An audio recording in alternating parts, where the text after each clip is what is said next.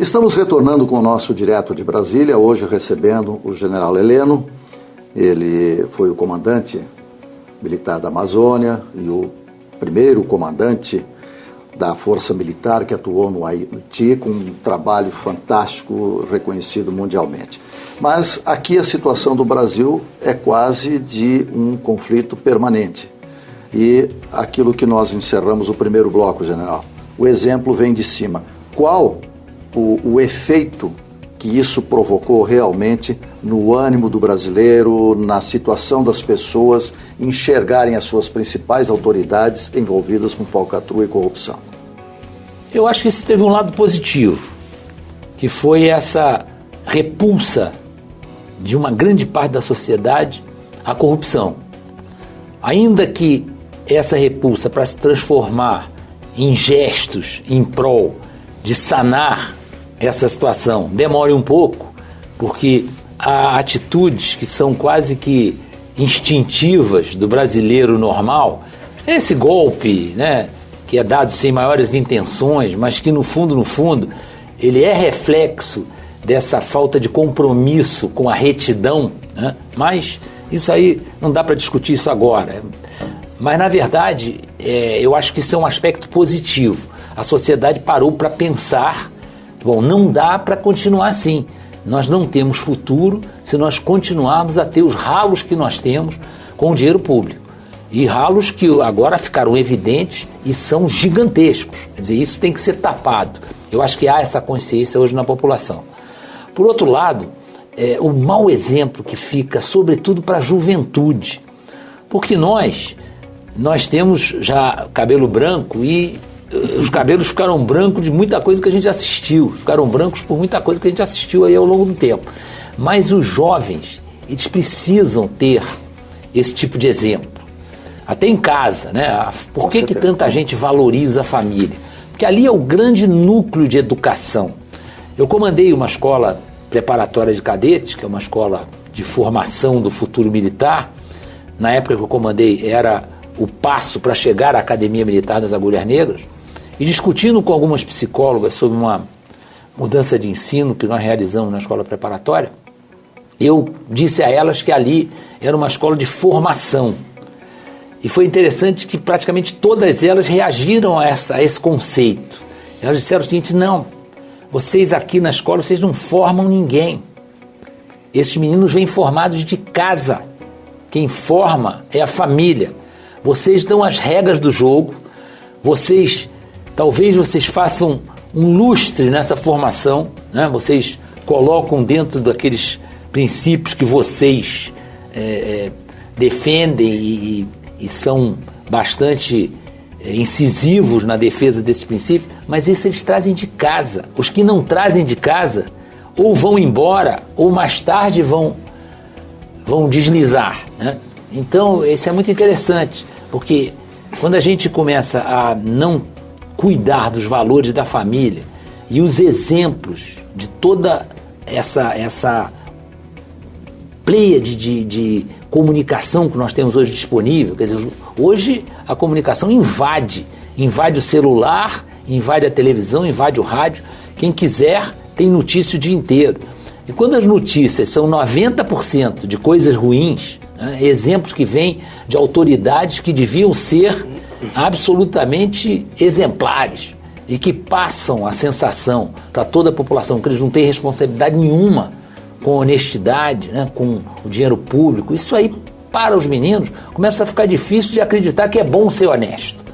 E quando ele mora numa comunidade onde o exemplo que ele tem é o traficante, é o bandido, que para ele, naquela visão inicial de muito jovem que ainda não conhece nada do mundo, para a percepção dele, esse sujeito vive muito bem, né, tem dinheiro para fazer o que quer, vai para o baile funk armado com fuzil, como já foi mostrado no Brasil inteiro na televisão, tem as meninas bonitas em volta, né, tem carro, vive perigosamente, o que para o jovem é sempre um grande atrativo. É sempre um grande atrativo.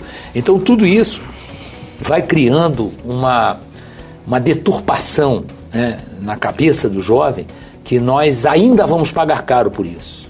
Mas essa questão da formação, general, ela pode ser até um pouco contraditória em relação ao que essas professoras falaram, né, essas especialistas. Porque, tudo bem, eu acho que a educação começa na família.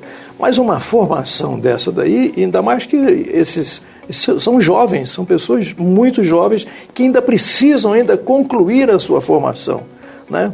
A sua formação intelectual, a sua formação como cidadão. Eu acho que nesse caso está certo, a formação no Exército ela é perfeitamente... Não tem dúvida, mas o que elas quiseram caracterizar é o seguinte, não tenham a ilusão que vocês vão transformar as pessoas, não. As pessoas que procuram vocês já trazem uma bagagem de formação. Agora, general, fica uma preocupação, pelo menos para quem é pai, para quem é avô, né, diante da afirmação dessas professoras. Porque se hoje existe alguma coisa que está assim enraizando, é a degradação da família. Os conceitos estão completamente modificados e uma criança de 4 anos está sendo levada a decidir a sua opção sexual. Como é que o senhor analisa isso aí? Se vem da família... Isso tem sido um choque muito grande para nós, porque essa transformação ela foi muito violenta e muito rápida. Essa doutrinação em torno dessa liberdade sexual, dessa liberdade de escolha de gênero, não sei o quê, isso aí, para nós, foi um impacto muito grande. A gente teve que se adaptar rapidamente dentro de um conceito que o general Vilas Boas tem insistido em tocar nesse assunto. E é sempre que ele toca no assunto, a gente percebe que cria um mal-estar com o entrevistador.